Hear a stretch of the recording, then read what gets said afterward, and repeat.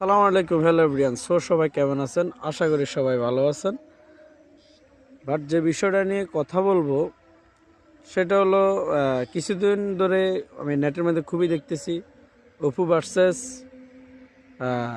Omar Omar on fire. আমি শুধু এতটুকু বলবো যে অপুরে তো আমরা সবাই চিনি। সে কোত্থেকে কোথায় আসছে।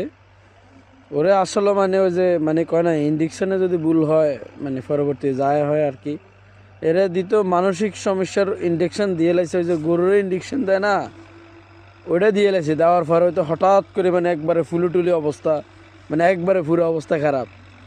তো ওর ব্যাকগ্রাউন্ড তো আমার সম্পর্কে আমরা জানি, সে মানে কোন লেভেলের লোক বা কি জানি বলে কি কীভাবে কী করে ওটা তো আমরা জানি।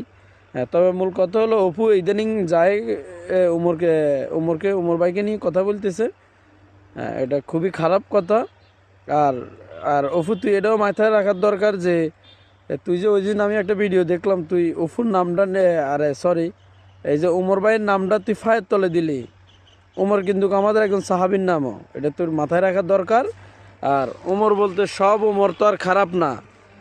তুই মানে এমন লেভেলে চলে গেছিস, তুই যদি আমার সামনে থাকতি তোর আগে ফিডাইতাম, আচ্ছা তোর আগে ফিডাইতাম তোর বেয়াদব। মানে তুই এমন এক লেভেলে চলে গেছিস যেটা মানে মানে মানুষ কল্পনা করে নাই। তুই যে এত বড় বেয়াদব। মানুষে উমর ঠিক আছে, উমর বউ ব্যবসায়িক যে নাম দিছে এটা উমরের দেওয়া, কিন্তু তুই কি করলি? তুই তো শালার ফুত।